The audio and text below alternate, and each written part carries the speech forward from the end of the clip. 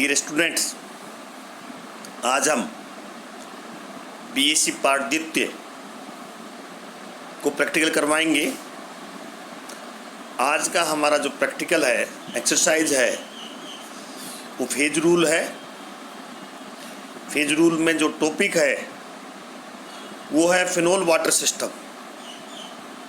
Phenol water system के लिए CST क्रांतिक विलयन ताप ज्ञात करेंगे और इस ताप पर विलयन का कंपोजिशन देखेंगे, संगठन देखेंगे। अब आप ध्यान दीजिए एक्सरसाइज पर जो लिख रखा है, ये लिख रखा है साफ साफ किस तरह से हम इसको ज्ञात करते हैं। एक्सरसाइज को CST क्या है और एक्सरसाइज क्या है। To determine the critical solution temperature of phenol water system by draw solubility curve of the system and calculate composition of solution at this temperature। इस ताप पर, इस CST पर विलयन का संगठन ज्ञात करेंगे। इसके लिए हमने आवश्यक उपकरण लिख रखा है, दिखा रखा है आपको। आवश्यक केमिकल भी आपको लिखवा रखे हैं, सामने स्क्रीन पे है। अब मेन बात आती है सिद्धांत और विधि क्या है। अब सिद्धांत और विधि को हम एक उदाहरण से फिनोल और वाटर सिस्टम जो करवा रहे हैं उसके आधार पर समझाएंगे। फिनोल और वाटर जो दो द्रव हैं वो आपस में पार्शियली मिसिबल है, मतलब आंशिक रूप से मिश्रणीय।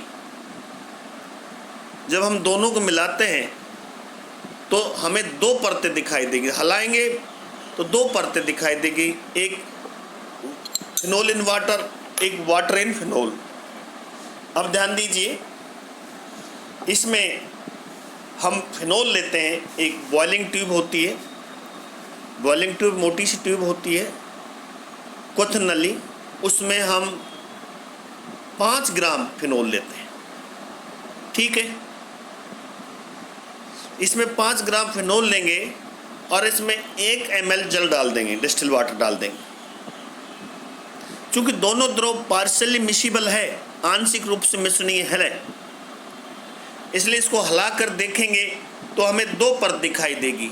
एक फिनोल इन वाटर, एक परत, और दूसरी परत में वाटर इन फिनोल रहेगा। दो अलग अलग परत दिखाई देगी, अर्थात तो उसमें वो टर्बिडिटी दिखाई देगी। एक तरह से टर्बिडिटी आपको साफ साफ दिखाई देगी, क्लियर सॉल्यूशन दिखाई नहीं देगा क्योंकि पार्शियली मिसिबल लिक्विड है।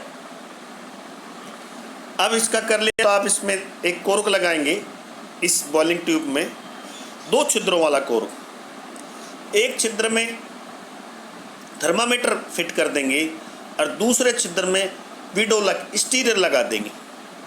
ओके, अब इस क्वथन नली के को एक दूसरी नली, बाह्य जिसको हम ट्यूब कहेंगे, उसमें फिट कर देंगे। उसमें फिट इसलिए करते हैं अगर जब हम इसको गर्म करें तो डायरेक्ट हीट के टच में नहीं आई बॉइलिंग ट्यूब, इसलिए एक दूसरी क्वथन नली कह लीजिए या अन्य ट्यूब कह लीजिए, बाह्य ट्यूब, उसमें इसको फिट कर देते हैं बडी में और इसको जल उष्मक पर रख देते हैं। ये जल उष्मक है, इसमें रख दिया हमने, आधा भरा हुआ पानी का बीकर रख देते हैं और नीचे बर्नर शुरू कर देते हैं। इस तरह से इसको स्टैंड पे बच्चों लगा देते हैं। ठीक है, देख रहे हैं आप, इस तरह से लगा देते हैं। ये डायग्राम में भी दिखाया गया है, जो डायग्राम है ये रहा, इसमें भी साफ साफ दिखाया गया है सारी चीज़ें जो साफ दिख रहा है इन डायग्राम में। ये बर्नर रहा, ये जल उष्मक रहा, ये विडोलक, थर्मामीटर, सारी चीज़ इसमें इस डायग्राम में दिखाई गई। इसमें कोई समझाने की वाली बात नहीं है। अब क्या करते हैं, इसको बर्नर से गर्म करते हैं। क्या करते हैं, गर्म करते हैं। गर्म करेंगे तो एक टेम्परेचर ऐसा आएगा जो इसकी टर्बिडिटी थी, जो आपको 2 परतें दिखाई दे रही है, वो 1 परतें हो जाती, अर्थात जो टर्बिडिटी है, आविलता गायब हो जाती। उस टेम्परेचर को थर्मामीटर से नोट कर लेते हैं, माना वो टेम्परेचर T1 है जो हमने लिख रखा है। वह ताप T1। ओके, अब इस बॉइलिंग ट्यूब को थर्मस इस बीकर से बाहर निकालते हैं और थोड़ी देर ठंडा करते हैं। थोड़ी देर ठंडा कर रहे हैं तो आप देखेंगे टर्बिडिटी वापस आ जाती, अविलेयता अर्थात दो परतें वापस दिखाई देने लग जाती। उस ताप को नोट कर लेते हैं, माना वो ताप T2 है। दोनों ताप को हम नोट कर लेंगे, T1 और T2 कर लिया आपने। इन दोनों का माध्य निकाल लेंगे, औसत निकाल लेंगे, T1 plus T2 upon 2T। यह दोनों द्रव का मिश्रणी ताप कहलाता है, मिक्सिंग टेम्परेचर कहलाता है। ओके, T1 ज्ञात किया हमने, गर्म करेंगे तो टर्बिडिटी खत्म हो जाएगी, होमोजीनियस मिक्सर दिखाई देगा। उस ताप को नोट कर लेंगे, वो T1 है। इसको ठंडा करेंगे तो पुनः टर्बिडिटी आ जाएगी, अविलेयता आ जाएगी, दो परतें दिखाई देंगी, उसको नोट कर लेंगे, वो T2। दोनों का औसत निकाल लेंगे, मिश्रित ताप। अब क्या करते हैं, इसमें हम कोर्क हटाकर पुनः 1 ml जल और डालते हैं और सेम रिपीट करते जाते हैं। सेम क्या करते जाते हैं, इसको दोहराते जाते हैं। T1 ज्ञात करेंगे, T2 ज्ञात करेंगे, फिर वापस निकालते हैं। तीसरा ml, एक और ml डालते हैं, जैसे T1 T2, फिर नोट करते जाते हैं। इस प्रकार से ये प्रेक्षण लेते जाते हैं। हम प्रेक्षण 10 एक रीडिंग इसके प्रेक्षण के लेंगे हम। प्रेक्षण लेने से, और यदि हम ज़्यादा प्रेक्षण नहीं लेंगे तो हमारा ग्राफ ठीक नहीं आएगा, इसलिए बार बार इसका प्रेक्षण लेंगे। प्रेक्षण लेते जाइए और रीडिंग नोट करते जाइए। अब ध्यान दीजिए आप, ये प्रेक्षण सारणी है।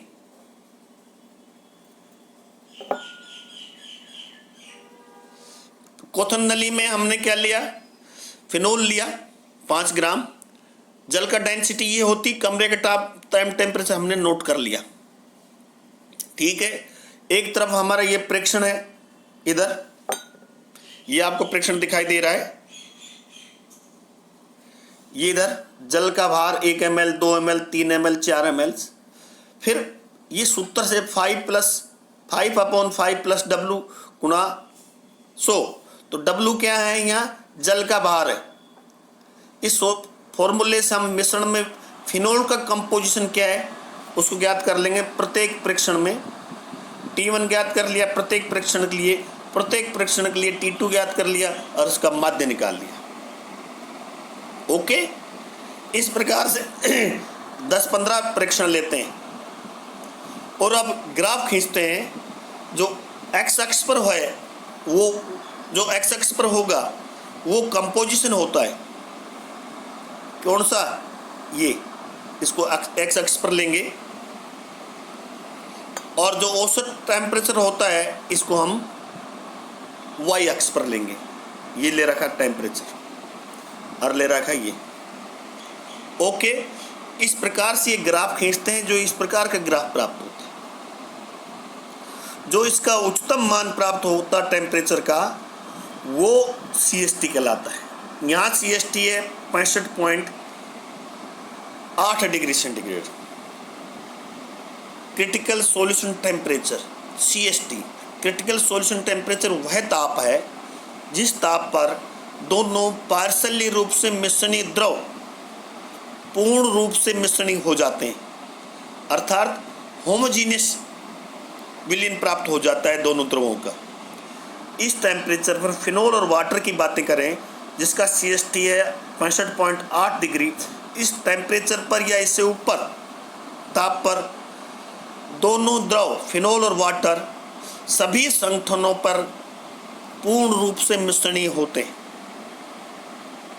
तो वह ताप जिस पर आंशिक रूप से मिश्रणीय द्रव पूर्ण रूप से मिश्रणीय हो जाते हैं और होमोजीनियस समांगी विलयन बनाते हैं, उस ताप को CST कहते हैं। ओके, अब इस CST ताप पर इसके नीचे की तरफ जाएंगे, एक्स अक्ष की तरफ, ये कंपोजिशन ज्ञात कर लेंगे। क्या ज्ञात कर लेंगे, संगठन ज्ञात कर लेंगे। संगठन ज्ञात कर लेंगे तो उसके पश्चात आप आंसर परिणाम लिखेंगे। जो परिणाम लिखेंगे वो परिणाम आपको दिखाई देगा, ये लिख रहेगा फिनोल वाटर सिस्टम की क्रांतिक विलयन ताप 65.8 डिग्री सेंटीग्रेड, और क्रांतिक विलयन ताप पर फिनोल का कंपोजिशन 38%। ओके, आप इस तरह से प्रैक्टिकल करेंगे। हमने आपको क्लियर समझा दिया। फिनोल लेंगे 5 ग्राम, उसमें 1 ml जल डाल देंगे, कोर्क लगाएंगे, थर्मामीटर लगाएंगे, विडो लगा देंगे। तो आप इसको हिला कर देखें तो इसमें टर्बिडिटी आएगी, आविलेता आएगी, गदलापन आएगा। इसको आप गर्म करेंगे तो गंदलापन एक टेम्परेचर गायब हो जाएगा। उस टेम्परेचर को नोट कर लेंगे, वो T1 है।